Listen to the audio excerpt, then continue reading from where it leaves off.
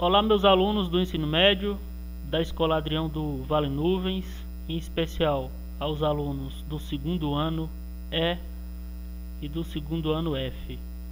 Hoje eu vou continuar falando para vocês sobre histologia e morfologia das plantas. Hoje eu trago dois assuntos para vocês que são adaptações das folhas e também frutos. Então vamos começar aqui com adaptações das folhas. Já foi falado sobre as folhas em aulas anteriores. Foram falados também sobre tecidos de sustentação, de preenchimento, enfim. Hoje trago esse assunto para vocês. O que são adaptações das folhas? São adaptações quanto à forma das folhas que permitem que elas desempenhem outras funções além das que já vimos, como por exemplo a fotossíntese é uma das principais funções das folhas. E essas adaptações vão trazer à folha uma outra função. Algumas dessas adaptações podem ser, por exemplo, a formação de cotilédones, que são formações embrionárias ricas em reservas de nutrientes. E aí há plantas que têm dois cotilédones, há folhas que têm dois cotilédones, como as dicotiledôneas, as monocotiledôneas. Então vamos para outro tipo de adaptação aqui. A adaptação do tipo gavinha, que são aquelas folhas que são adaptadas através de um alongamento do pecíolo e da nervura central, que vão servir para suporte do vegetal, fixação do vegetal. É muito comum em plantas do tipo trepadeiras, aquelas plantas que se utilizam de suporte físico para subirem, para se apoiarem, plantas que se apoiam em outras plantas, que se apoiam em muros para poder crescerem, como o maracujá, e aqui no nosso local, na Caatinga, um bom exemplo é o croapé, que é uma planta do gênero Serrania, planta utilizada aí muito focada pelos apicultores por ser de grande potencial na produção de mel. Outra adaptação das folhas são os espinhos, que são estruturas que reduzem a perca de água. São folhas que reduziram a sua superfície como proteção contra a transpiração excessiva e para a proteção contra os animais. Exemplos são os cactos, que tem bastante espinhos. No nosso caso, novamente, o jiquiri. O jiquiri tem bastante espinhos. E observem que essas plantas espinhosas, muitas delas têm folhas pequenas, também para reduzir a transpiração. São plantas de clima quente e seco, geralmente. Outra adaptação é do tipo bráctea, que são folhas existentes na base das flores. Quando elas são vistosas e coloridas, elas vão atuar na atração de polinizadores. Exemplo aí, o antúrio e essa aqui que eu estou com o mouse e o bico de papagaio. Outro tipo de adaptação chama-se catáfilos, que são folhas reduzidas que protegem as gemas dos caules. Em alguns casos, como a cebola e o alho, são bastante desenvolvidas e armazenam substâncias nutritivas. Então, a cebola nada mais é do que um tipo de folha, é uma adaptação de folhas, certo? Então existem cada fragmento daquele interno chama-se catáfilo, os catáfilos internos e o catáfilo externo, que é ali digamos que a capa da cebola. Outra adaptação são aquelas que as tornam insetívoras ou carnívoras, Então são adaptações que permitem a captura de insetos, por exemplo, possuem diversos formatos.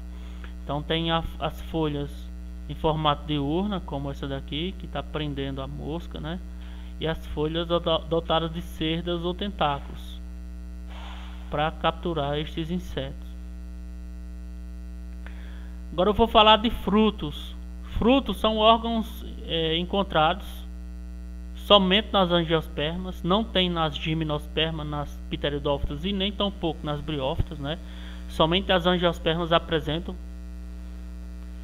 com a finalidade protetora, mas acima de tudo de espalhar as sementes. Uma das finalidades é de permitir que as sementes cheguem a diversos locais.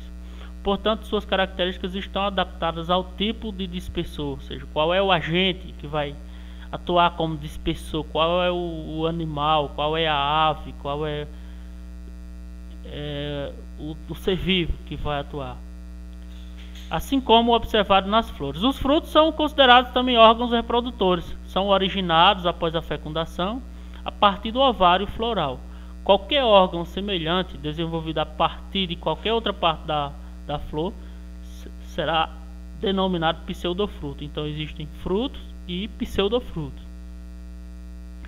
A parte que é originada do ovário da flor é chamada de fruto. Agora, qualquer outra parte da flor que originar um fruto, nós chamaremos de pseudofruto, um falso fruto. Observem essas imagens aqui. Então, são três partes de um fruto: o epicarpo, o endocarpo e o mesocarpo. O epicarpo é a parte mais externa. Por exemplo, no abacate, essa casquinha do abacate é denominada de epicarpo. Essa parte externa do mamão é o epicarpo. Agora, a parte interna em contato com as sementes, no caso o abacate, a parte que está em contato direto com a semente, e do mamão também, chama-se endocarpo, que é a totalmente interna. Agora, a região do fruto, o corpo frutoso, carnoso, que está entre o endocarpo e entre o epicarpo, essa região mais vistosa e grossa aqui, é chamada de mesocarpo, meio, né? Mesocarpo. Classificação dos frutos. Os frutos podem ser classificados de acordo com as seguintes estruturas: em carnosos e secos, né? Frutos carnosos podem ser do tipo baga ou drupa, e frutos secos podem ser do tipo indeiscentes ou deiscentes. Os frutos carnosos do tipo baga são aqueles que contêm várias sementes, e os frutos carnosos do tipo drupa são aqueles que contêm apenas uma semente, como é o caso do abacate. E os frutos secos do tipo indeiscentes não se abrem quando maduros. Já os frutos secos do tipo deiscentes se abrem quando estão maduros. Vamos conhecer alguns exemplos. Então, os frutos carnosos do tipo baga são aqueles que têm várias sementes e são carnosos, né? O exemplo aí são a goiaba, o melão, a melancia, entre outros. Os frutos carnosos do tipo drupa são aqueles que têm apenas uma semente. São carnosos, mas têm apenas uma semente. É o caso da manga, é o caso do abacate, é o caso dessa fruta aqui, que é a azeitona. Os frutos secos indeiscentes, que são aqueles que não se abrem, são frutos que não são carnosos e que não se abrem, como a sâmara, o milho.